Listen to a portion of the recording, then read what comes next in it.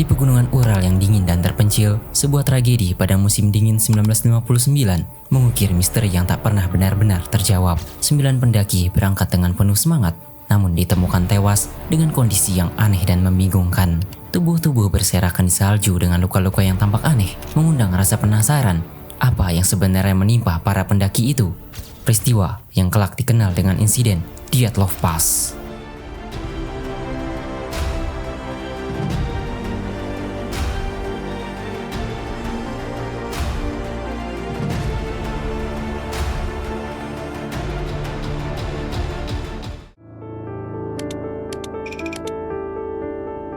Cerita bermula pada awal tahun 1959.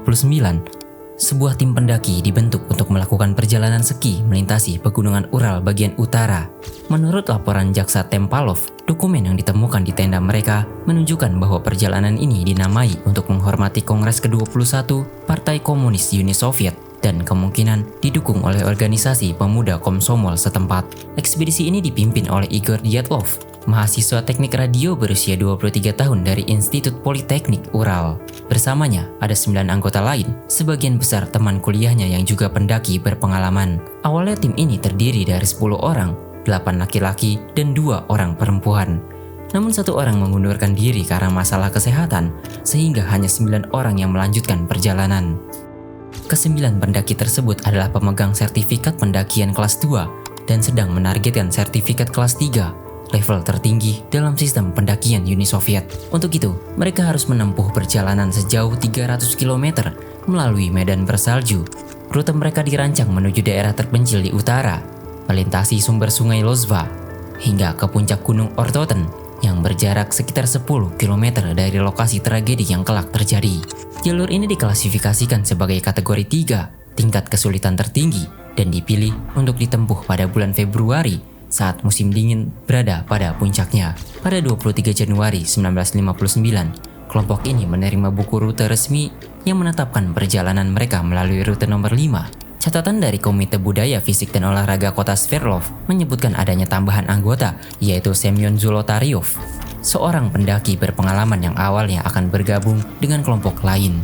Di hari yang sama, setelah menerima buku rute, tim Dyatlov meninggalkan Sverdlov yang kini bernama Yekaterinburg dan memulai ekspedisi yang kemudian menjadi salah satu misteri paling terkenal dalam sejarah pendakian Soviet.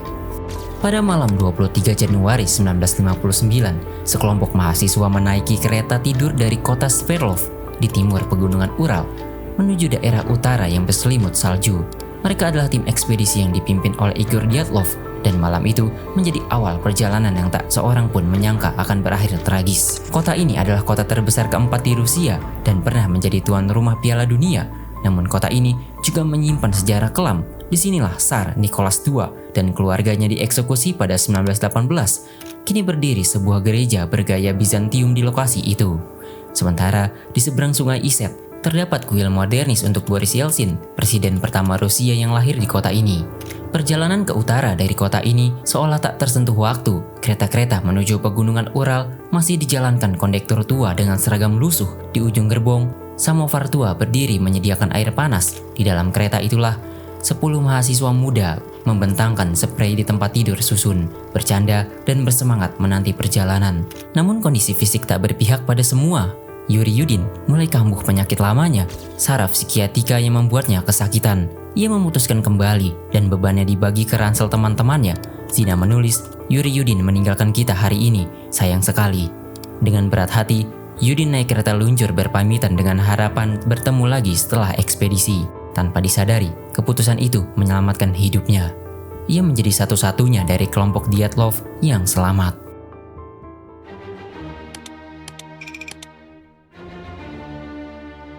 Setelah Yuri Yudin meninggalkan rombongan karena sakit, 9 anggota lainnya melanjutkan perjalanan menuju Gunung Ortoten di pegunungan Ural Utara. Nama gunung itu dalam bahasa Mansi berarti jangan pergi ke sana, di mana suku Mansi telah berabad-abad hidup di wilayah tersebut. Namun pada 1950-an, bukan hanya Mansi yang mendiami kawasan itu. Di balik keheningan hutan bersalju, tersembunyi sejarah kelam Uni Soviet. Jaringan kem kerja paksa Ivdelag, tempat puluhan ribu narapidana dipaksa membangun jalan dan mengolah kayu. Kem ini terkenal kejam dan terpencil. hampir mustahil untuk melarikan diri. Hingga kini, sisa barak dan penginapan penjaga masih ada di sana. Sebagian terkubur salju, menyisakan jendela kosong dan atap reot yang memancarkan aura suram. Sebelum memulai pendakian terakhirnya, para pendaki tersebut sempat bermain ski menyusuri sungai Ayuspia. Dalam catatan hariannya, Ziainida, salah satu anggota, menulis, "Dulu ada matahari di pagi hari, sekarang sangat dingin." Ia juga menceritakan mereka berkemah di jalur Mansi, serta insiden terbakar sarung tangan dan jaket Yuri Dorosenko, serta keluh kesahnya terhadap makian Yuri. Zinaida pernah menjalin hubungan dengan Dorosenko, tetapi kandas. Dalam surat kepada temannya, ia mengaku canggung melakukan perjalanan bersama mantan kekasihnya. Namun cintanya muncul saat ekspedisi sebelumnya, ketika Dorosenko berani mengusir beruang coklat hanya dengan palu geologi. Perjalanan kian berat saat mereka melewati hutan pinus bersalju dan mendaki menuju lereng timur Kholatsyakhyl yang berarti gunung kematian. Cuaca memburuk, angin menggigit, dan jarak pandang terbatas. Anehnya, pada malam 1 Februari 1959, mereka memilih mendirikan tenda di lereng terbuka gunung itu. Lokasi ganjil yang terpaan anginnya keras dan jauh dari perlindungan hutan. Sebelum berangkat, Dyatlov telah sepakat untuk mengirim telegram ke klub olahraga mereka segera setelah rombongan kembali ke Vinzai. Pesan itu seharusnya tiba paling lambat pada 12 Februari. Namun, Dyatlov sempat berbisik kepada Yudin yang mundur dari perjalanan karena sakit, bahwa kemungkinan mereka akan kembali sedikit lebih lama dari jadwal. Lewat tanpa ada kabar, tak ada yang langsung panik. Dalam dunia ekspedisi, beberapa hari keterlambatan bukanlah hal yang mengejutkan, tapi waktu terus berjalan dan kegelisahan pun mulai tumbuh. Hingga akhirnya, pada 20 Februari, keluarga para pendaki tak lagi bisa menahan rasa cemas. Mereka mendesak pihak berwenang untuk mengirim tim pencarian. Respon pertama datang dari para sukarelawan yang dengan cepat membentuk kelompok penyelamat. Namun semakin jelas bahwa situasi ini tidak biasa. Operasi pun ditingkatkan, tentara dan pasukannya ikut dikerahkan. Pesawat dan helikopter diperintahkan untuk menyisir area pegunungan. Dari sinilah pencarian yang akan menjadi salah satu misteri terbesar abad ke-20 dimulai. Pada 26 Februari, tenda mereka ditemukan tim pencari sekitar 300 meter dari puncak. Tenda itu aneh, sebagian tertutup salju, tiangnya mencuat keluar, dan sebuah senter masih menyala di atas kanvas. Keesokan harinya, 2 jasad pertama ditemukan di bawah pohon cedar besar, sekitar 1,5 kilometer dari tenda. Mereka adalah Yuri Dorosenko dan Yuri Krivonisenko.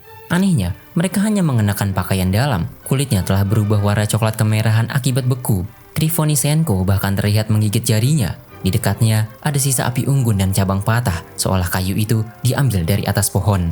Tak jauh dari tenda, ditemukan Igor Dyatlov terbaring tengkurap tanpa alas kaki, sedang memeluk dahan. Zinaidia ditemukan seolah berusaha kembali ke tenda, tubuhnya memar sepanjang sisi kanan. Rustam Slobodin ditemukan 5 Maret dengan tengkorak retak. Meski berpakaian cukup lengkap, 4 lapis kaos kaki, 2 celana panjang, sweater, dan 1 sepatu bot di kaki kanan. Di lengannya, terlihat jam tangan yang berhenti pukul 8:45 menit. 4 jasad terakhir baru ditemukan pada bulan Mei di dasar jurang tertutup salju. Luka mereka jauh lebih aneh. Nikolai, retak tengkorak hebat. Alexander, luka di telinga dan leher seperti terpelintir. Lyudmila dan Semyon, patah tulang rusuk parah akibat tekanan besar. Tengkoraknya juga retak. Mengerikan, keduanya kehilangan bola mata, sementara Lyudmila kehilangan lidah. Sementara itu, pihak keluarga hanya diberitahu penyebab kematian adalah hipotermia. Namun luka-luka parah dan fakta ganjil memunculkan spekulasi adanya keterlibatan militer, senjata rahasia, atau peristiwa yang ditutup-tutupi. Para orang tua korban diberi peringatan, kalian tidak akan pernah tahu kebenarannya. Dalam suasana represif kala itu, tak ada yang berani melawan. Hingga kini, insiden Dyatlov Pass tetap menjadi misteri paling kelam dalam sejarah eksplorasi Rusia.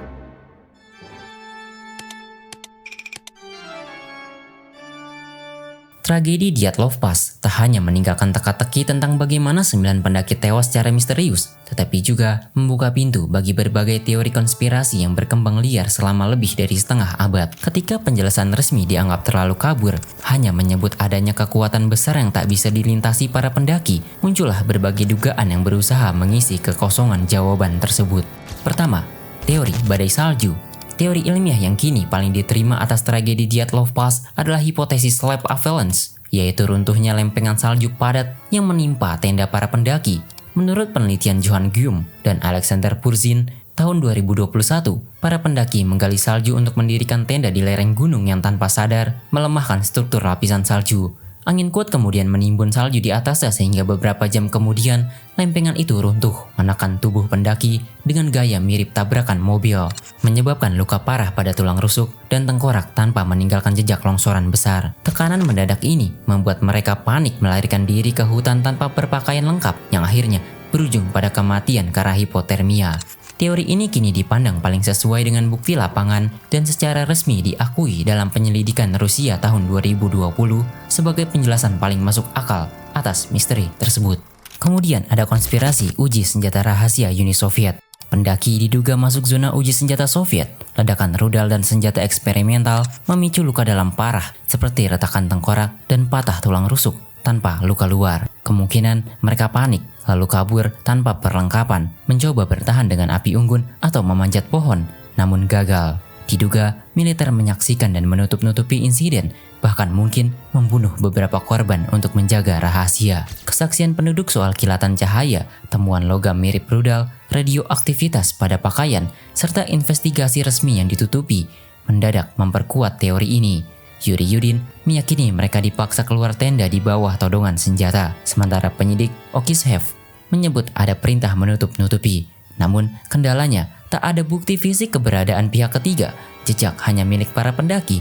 Posisi mayat berbeda-beda tampak spontan, bukan eksekusi sistematis. Meski dokumen resmi tak ada, pendukung konspirasi ini yakin tragedi adalah korban sampingan proyek rahasia pada era Perang Dingin. Selanjutnya ada konspirasi KGB, yaitu Komite Keamanan Negara, sebuah badan intelijen dan keamanan utama yang dibentuk Uni Soviet. Teori ini berpusat pada Semyon Zolotaryov, veteran perang misterius yang mendadak bergabung dengan ekspedisi. Diduga ia adalah agen KGB bersama dua anggota lain dalam misi bertemu CIA untuk menyerahkan informasi palsu dan sampel radioaktif. Namun misi gagal, CIA membunuh seluruh tim dan merekayasa seolah kecelakaan. Zolotaryov jadi kunci, catatan militernya penuh celah, kehadirannya mendadak, hingga pemakaman ulang memperlihatkan perbedaan gigi dengan catatan medis. Meski begitu, menjadi informan KGB kala itu cukup umum dan logistik teori ini dipertanyakan. Mengapa CIA memilih lokasi ekstrim? Pendukung tetap meyakini insiden adalah operasi rahasia gagal dengan anomali berupa radioaktivitas, luka-luka tak biasa, dan penghilangan informasi resmi. Selanjutnya, konspirasi mengenai Yeti. Dokumenter Russian Yeti The Killer Lives menyoroti foto terakhir kamera Bridge Knowles, sosok gelap misterius. Teori ini menyebut Yeti menyerang pendaki, menyebabkan mereka kabur tanpa perlengkapan, luka parah, hingga mutilasi dubinina. Suku Mansi dikabarkan pernah melihat Yeti, sementara catatan di tenda bertuliskan "From now on we know that the snowman exists", dianggap sebagai bukti. Namun, skeptikus menilai foto hanyalah hasil eksposur buruk dan luka berasal dari hewan scavenger, yaitu hewan pemakan bangkai yang datang setelah kematian para pendaki. Selanjutnya, ada konspirasi UFO. Laporan saksi menyebut bola cahaya di langit pada malam kejadian, bahkan pohon-pohon terbakar aneh. Penyelidik Lev Ivanov mengaku mendapat perintah mengabaikan laporan UFO meski ada bekas hangus. Luka-luka pada korban diduga akibat sinar energi atau penculikan alien. Radioaktivitas pada pakaian juga dianggap sisa radiasi luar angkasa. Para pendukung teori ini percaya ada entitas asing terlibat, bukan sekedar fenomena biasa. Lebih dari 6 dekade setelah tragedi Dyatlov Pass, misterinya tetap membekas. 9 pendaki muda Soviet ditemukan tewas dengan cara yang ganjil, tenda terkoyak dari dalam, tubuh-tubuh dengan luka fatal tanpa jejak perlawanan, bahkan adanya radioaktivitas misterius.